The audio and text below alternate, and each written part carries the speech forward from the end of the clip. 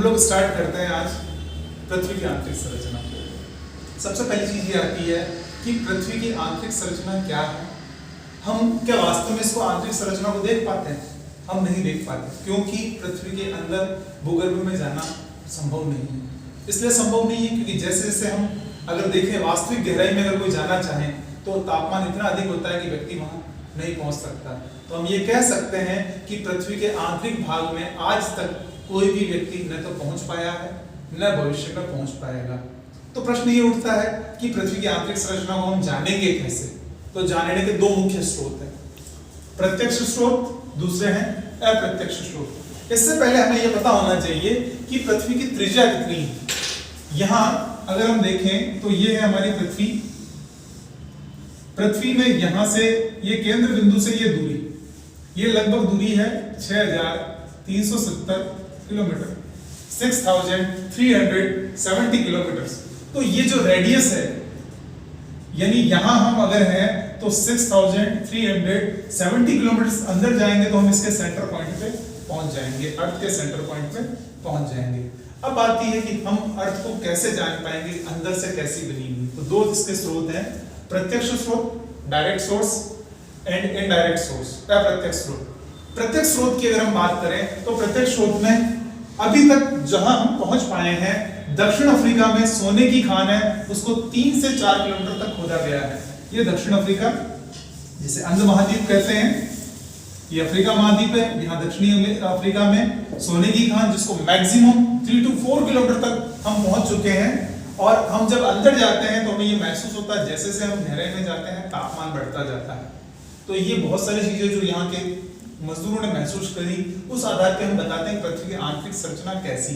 तो प्रत्यक्ष स्रोत के अंदर, और दूसरा जो मुख्य रूप से गहरे समुद्र प्रवेदन परियोजना, this is the important deep ocean drilling project, यानी गहरे समुद्र में प्रवेदन परियोजनाएं जो चल रही है। यानी हम क्या करते हैं, जैसे इसके पास में ये समुद्र है तो इन समुद्र में गहराई तक जाना संभव है।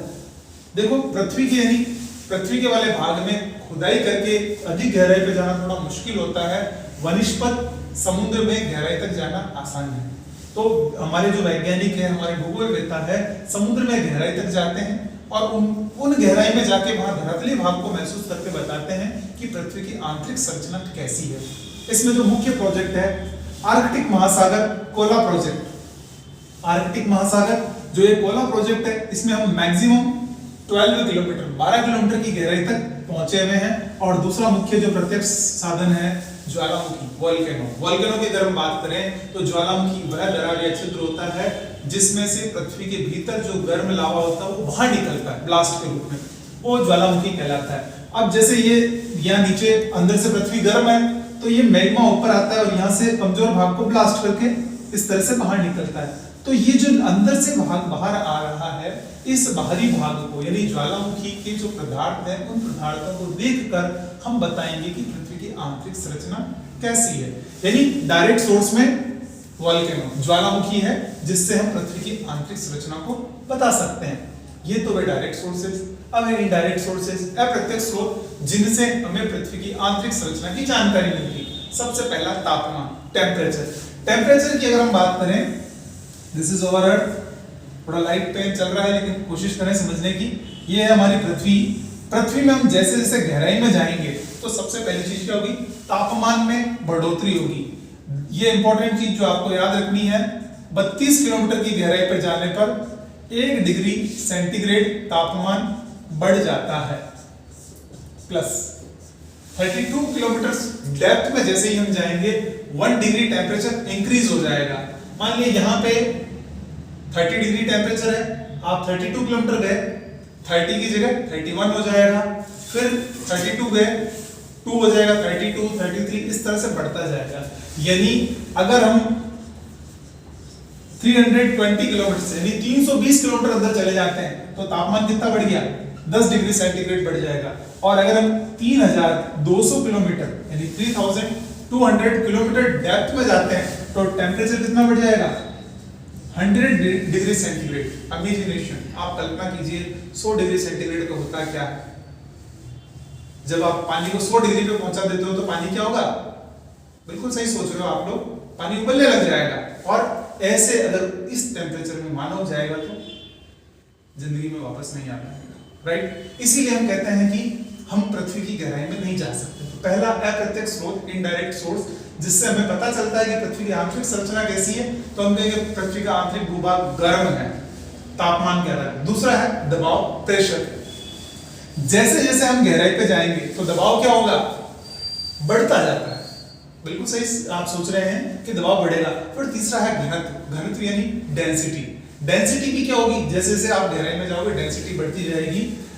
स्वेस महोदय ने पृथ्वी की आंतरिक संरचना को 3 भागों में बांटा है, सियाल, सीमा, निकफे। यहाँ स्टार्टिंग में 2 पॉइंट समथिंग रहती है, फिर 5 पॉइंट, यानी पृथ्वी का औसत घनत्व 5.5 बताया गया है, जबकि आप गहराई में जाओ तो ये 9 से 11 तक भी पहुंच जाता है। तो घनत्व में अंतर देखने को मिलता है। उसके बाद जो इंपॉर्टेंट बनती है भूकंप, अर्थक्वेक। अर्थक्वेक क्या है, पृथ्वी पर उत्पन्न होने वाले कंपन। ये क्यों होते हैं, पृथ्वी के आंतरिक तापमान के कारण होते हैं।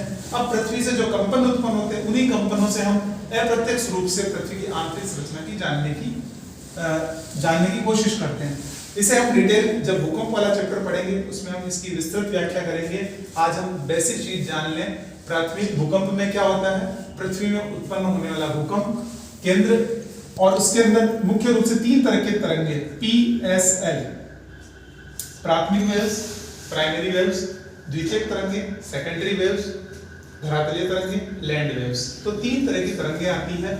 इन तरंगों की भी अलग अलग विशेषताएं हैं। प्राथमिक तरंगे सबसे पहले आती है धरती पर, द्वितीयक तरंगे सेकेंडरी जो उसके बाद पहुंचती है, धरातलीय तरंगे सबसे बाद में आती है।